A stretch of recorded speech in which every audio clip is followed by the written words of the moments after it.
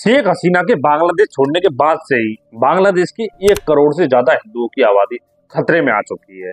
भगवान Jagannath, Balabhadra and Devi Subhadra on the floor of a burnt temple in Bangladesh.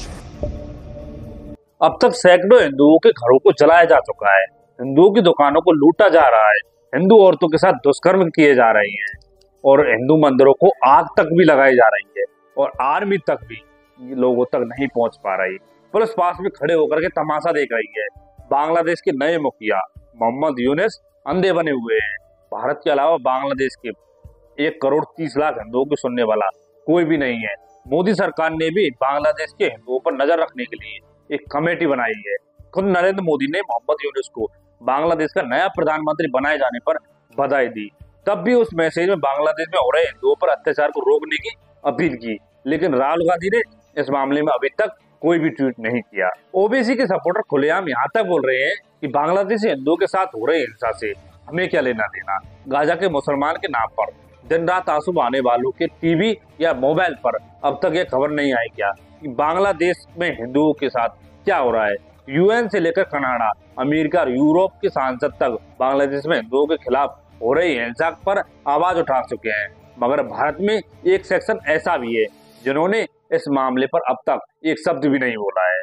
ये लोग इतने बेगैरत हो गए हैं कि उन्हें लगता है कि अगर हमने बांग्लादेश हिंदुओं के खिलाफ हो रही वायलेंस पर कुछ बोला तो उससे भारत में उनका वोट बैंक नाराज हो जाएगा। बांग्लादेश में हिंदुओं पर हो रहे ये सारे हमले एक बड़ा सवाल खड़ा करते हैं कि अगर कुछ दिन पहले छात्र आंदोलन अगर सच में रिजर्वेशन के खिलाफ हुआ था तो आज ये जो लोग हैं हिंदुओं पर हमला क्यों कर रहे हैं। अब तो लगभग रिजर्वेशन भी खत्म हो चुका है, शेख हसीना भी देश छोड़कर भाग चुकी है, तो फिर ये हिंदुओं पर हमला करके किस बात का गुस्सा निकाल रहे हैं।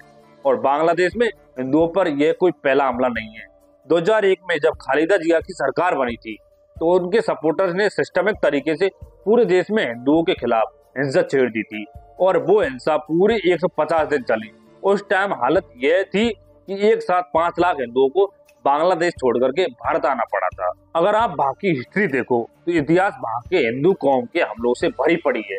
जातियों में बटे हिंदुओं को यह कब समझ में आएगा कि दूसरे पक्ष के लिए आपका उनके धर्म का ना होना ही काफी है, फिर चाहे आपकी जाति गोत्र कुछ भी क्यों ना हो। इसलिए जातियों के नाम पर बटे हिंदुओं को क्या करना है ये उनको खुद तय करना होगा। खुद इकट्ठे होने का मतलब ये नहीं है कि किसी से लड़ना है, हम तो वैसे भी किसी से नहीं लड़ते हैं, लेकिन खुद को बचाने के लिए एक होकर रहना जरूरी है।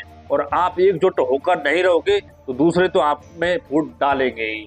आज बाबा रामदेव से लेकर के सभी संत बांग्लादेश हिंदुओं के साथ हो रहे जुल्म को लेकर परेशान है। भारत सरकार का भी ये फर्ज बनता है कि वो अपनी पूरी ताकत का इस्तेमाल करके बांग्लादेश की फौज वहां की आने वाली सरकार को यह मैसेज दे कि वहां की हिंदू मेजोरिटी के साथ कुछ भी गलत नहीं होना चाहिए। विदेश मंत्री एस जयशंकर साहब ने कुछ ऐसे स्टेटमेंट दिए भी है। अगर फिर भी वहां हिंदुओं के खिलाफ वायलेंस नहीं रुकती तो भारत सरकार को इसका कोई रास्ता निकालना ही होगा। हम ये सोचकर हाथ पर हाथ डालकर नहीं बैठ सकते कि भय तो दूसरे देश का मामला है। वैसे आपकी जानकारी के लिए बता दूं कि भारत सरकार पहले सीएए लाकर यह मैसेज दे भी चुकी है कि वो बांग्लादेश और पाकिस्तान में रह रहे हिंदुओं, सिखों और बौद्धों को पराया नहीं मानती। मैंने इन तीनों धर्मों का जिक्र इसलिए किया है क्योंकि ये तीनों धर्म ही वहाँ पर असुरक्षित है। अब टाइम आ गया है कि भारत अब वहाँ पर रहने वाले हिंदुओं और बाकी माइनॉरिटी की सेफ्टी के लिए बयानबाजी से आगे जाकर के कुछ तगड़ा कदम उठाए, क्योंकि कोई भी इंसान ये बर्दाश्त नहीं कर सकता कि उसके भाई बहन किसी और मुल्क में जिहादियों के हाथों इस प्रकार मारे जाए। हमको उम्मीद है कि भारत सरकार इस बात को जरूर समझ रही होगी और इसका कोई ना कोई रास्ता जरूर निकाल लेगी। बाकी आपकी इस मामले के बारे में क्या राय है? बांग्लादेशी हिंदुओं के लिए भारत सरकार क्या कर सकती है? उन्हें हम कैसे बचा सकते हैं? बांग्लादेशी सरकार पर कैसे दबाव बनाया जा सकता है? जो भी आप इस बारे में सोचते हैं वो कमेंट करके जरूर बताइए और रिक्वेस्ट है कि वीडियो को ज्यादा से ज्यादा लोगों तक पहुंचाएं, क्योंकि सच जानने का सबको अधिकार है। चैनल सब्सक्राइब जरूर करना। जय हिंद, जय भारत।